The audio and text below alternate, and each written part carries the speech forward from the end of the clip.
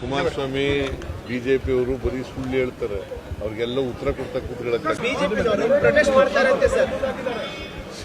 ಬಿಜೆಪಿಯವರು ಇದಾರಲ್ಲ, ಅವರು ರಾಜ್ಯಕ್ಕೆ ಎಷ್ಟೇ ಅನ್ಯಾಯ ಆದರೂ ಕೂಡ ಅದನ್ನು ಸಮರ್ಥನೆ, ಕೇಂದ್ರ ಸರ್ಕಾರ ಮಾಡೋದನ್ನೆಲ್ಲ ಸಮರ್ಥನೆ ಮಾಡ್ಕೊಳ್ಳೋದು ಅದು ಮಹಾ ತಪ್ಪು.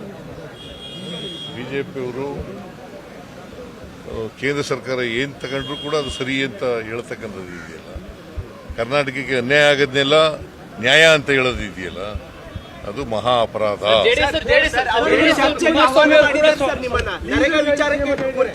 ಚರ್ಚೆಗೆ ಬನ್ನಿ ಅಂತ ಸವಾಲ್ ಹಾಕಿದ್ದಾರೆ. ನಾನು ಚರ್ಚೆಗೆ ಯಾವತ್ತೂ ರೆಡಿ ಇದ್ದೀವಿ. ನಾವು ದೊಡ್ಡ ಆಂದೋಲನನೇ ಮಾಡ್ತೀವಿ.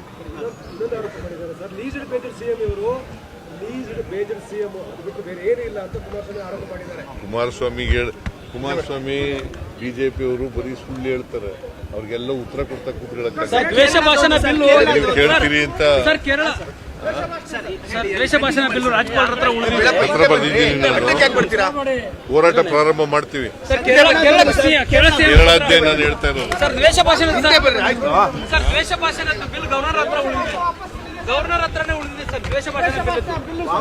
ನೋಡ, ಅದು ಅವರು ನೋಡ್ಲಿ, ಅದನ್ನ ನೋಡಾದ್ಮೇಲೆ ನಾವು ಒಂದ್ಸಾರಿ ಭೇಟಿ ಮಾಡಿ ಹೇಳ್ತೀವಿ, ಎಕ್ಸ್ಪ್ಲೈನ್ ಮಾಡ್ತೀವಿ.